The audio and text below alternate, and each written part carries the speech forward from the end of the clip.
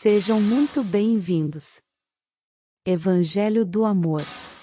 Logo depois de que receberíamos o dom do Espírito Santo, ele diz, porque a promessa do Pai que Jesus garantiu, porque a promessa que ele mesmo citou de Joel 2:28, e acontecerá depois, diz o Senhor, que derramarei do meu Espírito sobre toda a carne.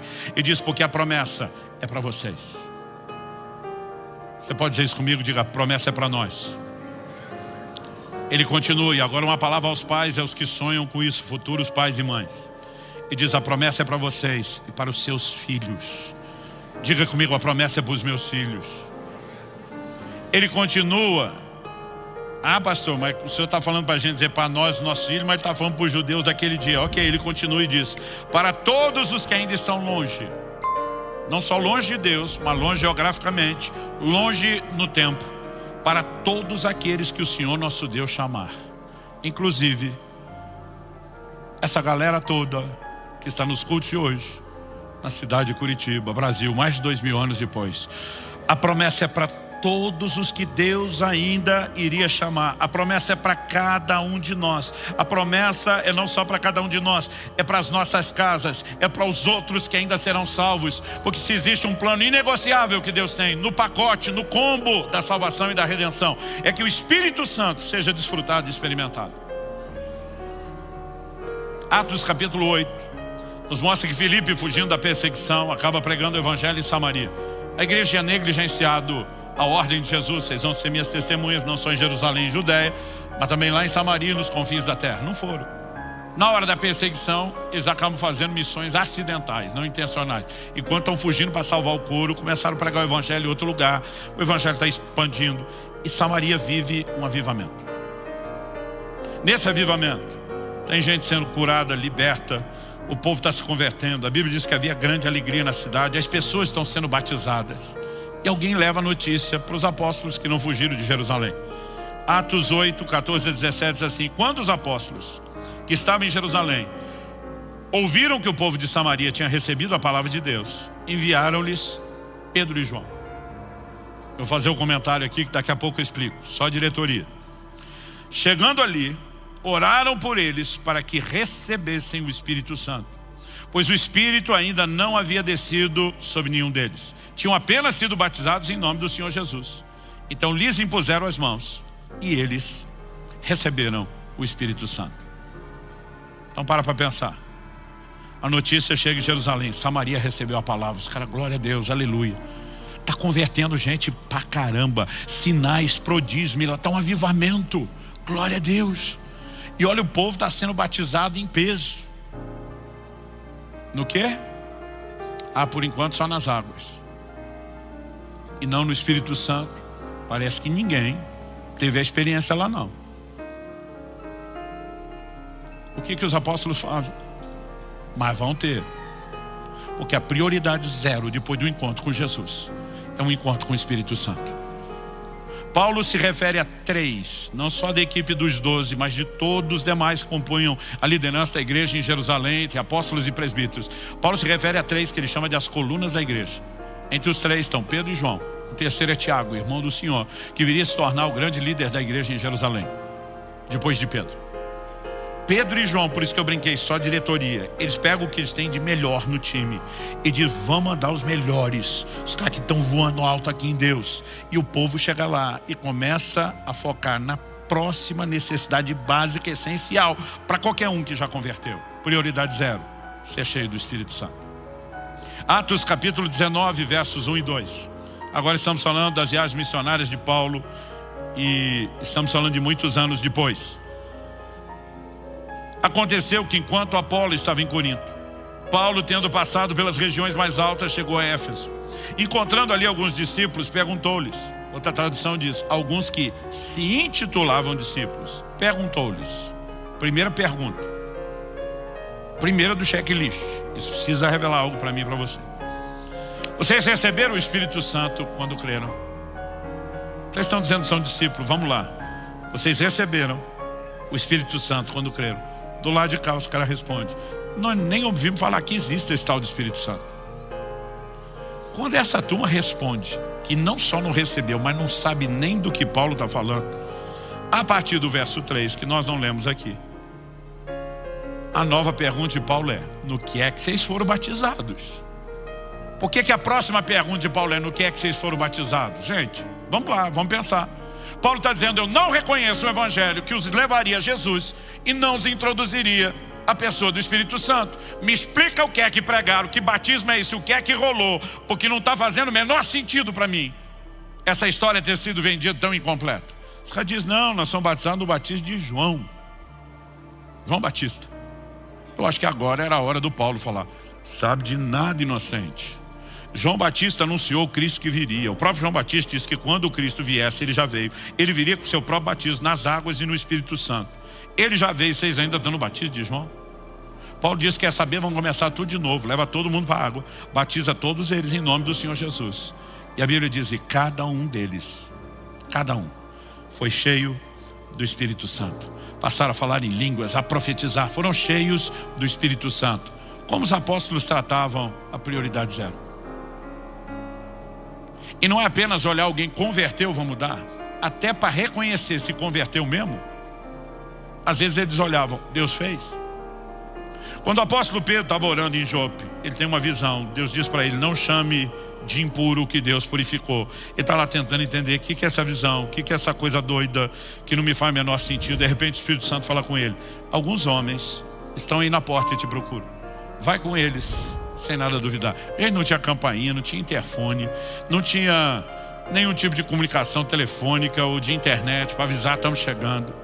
Mas o nível de comunicação do sobrenatural que esses caras viviam, desculpa, esse assunto para as próximas mensagens, era fora de sério. O Espírito Santo fala com ele: vai com eles, nada duvidando. E ele vai. Mas ele nunca teria ido se não fosse a visão e um comando claro. Porque a cabeça de Pedro ainda funcionava nos termos da lei de Moisés, que proibia o judeu ter contato com o gentil. Mas Jesus mandou eles serem testemunhas para os confins da terra. Como é que eles não iam ter contato? Mas eles ainda não estão entendendo a inclusão dos gentios. Então ele chega e fala: olha, para mim nem é permitido estar aqui, mas já que Deus mandou, eu resolvo o problema depois. E Pedro começa a pregar sobre Jesus. E o Espírito Santo caiu sobre todo mundo. Pensa na mensagem que não terminou, que não deu tempo de fazer apelo. E a Bíblia diz que os judeus que foram com Pedro, o time da circuncisão, eles ficaram maravilhados. Porque a Bíblia diz: os ouviam falar em línguas e magnificar a Deus. E qual foi a reação de Pedro? Vamos batizar todo mundo na água. A notícia chegou em Jerusalém antes de Pedro voltar.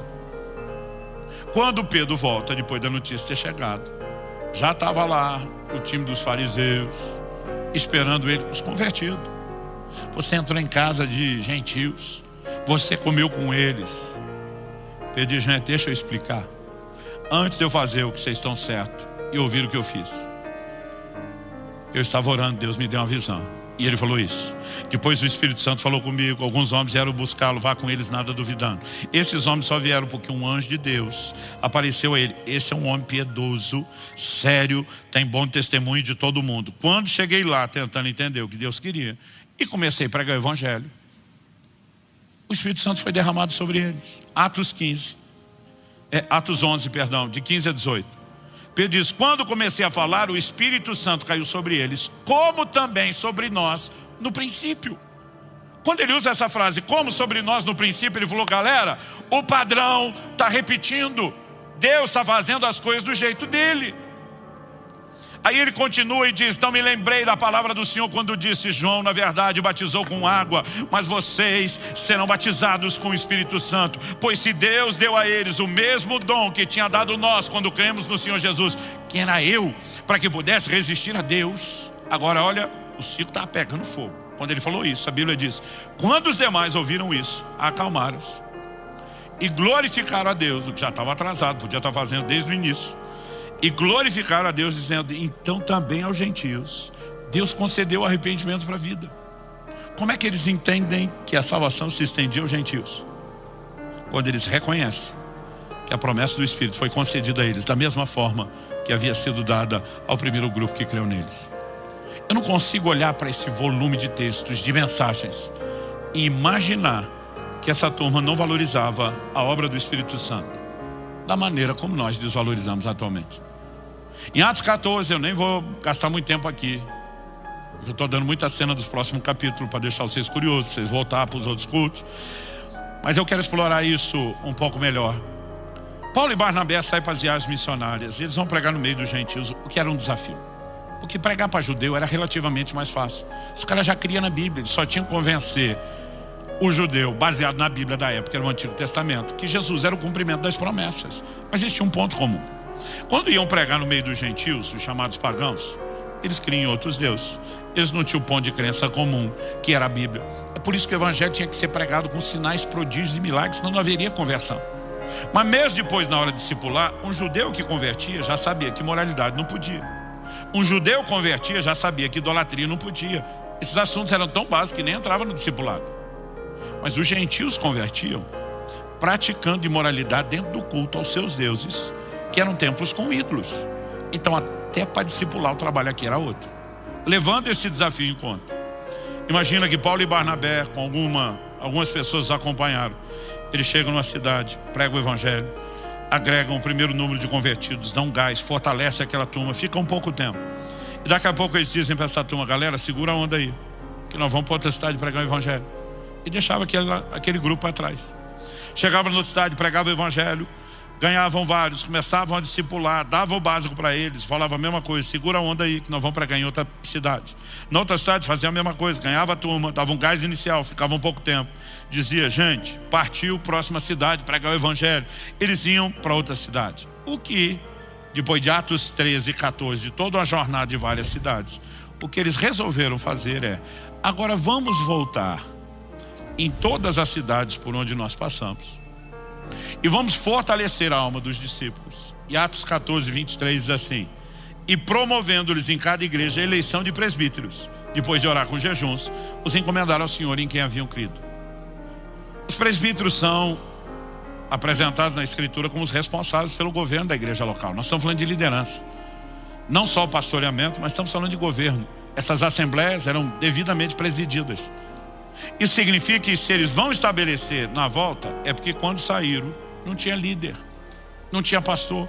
Quem que deixa um bando de novo convertido sem líder, sem ninguém para pregar ou para ensinar? Agora, pior do que não ter pastor, eles não tinham Bíblia. O Novo Testamento ainda não tinha sido escrito.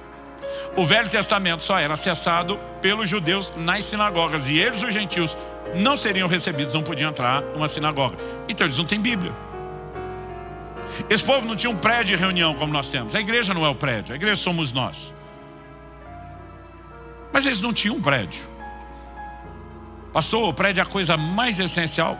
Não, mas ajuda pra caramba. Pode não ser a mais vital, mas é bem importante, senão a gente não veria as igrejas depois se organizando e dando tudo isso. Um local para reunião, líderes, e até a própria Bíblia seria providenciada. Agora, como é que eles largam esse povo sem Bíblia, sem líder, sem prédio, vão embora, sem preocupar se essa turma vai desviar? Hoje em dia nós damos prédio, nós damos Bíblia, nós damos pastor e o povo desvia. Você imagina sem. E aí você vai entender por que eles trabalhavam com a obra do Espírito Santo dessa forma. 1 de João 2,20: vós tendes a unção do santo e tendes conhecimento. 1 de João 2,27, ele continua e diz: porque a unção do santo que está em vós e é verdadeira, ela põe vocês num lugar diferenciado e diz: não tendes necessidade que ninguém vos ensine coisa alguma, porque a unção do santo que está em vós é verdadeira, ela vos ensina todas as coisas. Jesus tinha dito: ele vos guiará a toda a verdade. Ele estava dizendo: chegará a hora em que nós vamos providenciar liderança. Isso será importante quando isso acontecer. Chegará o momento que nós teremos a Bíblia e o padrão de fé de tudo aquilo que será pregado e ensinado. Chegará o momento que nós vamos providenciar as outras coisas. Mas agora, a essência de tudo vocês têm. Se deixem ser governados e liderados pelo Espírito Santo. Se inscreva para receber mensagens da Palavra de Deus para seu coração. Compartilhe essa mensagem para mais vidas serem alcançadas. Que você tenha um dia repleto de paz e de bênçãos vindas da parte de Deus.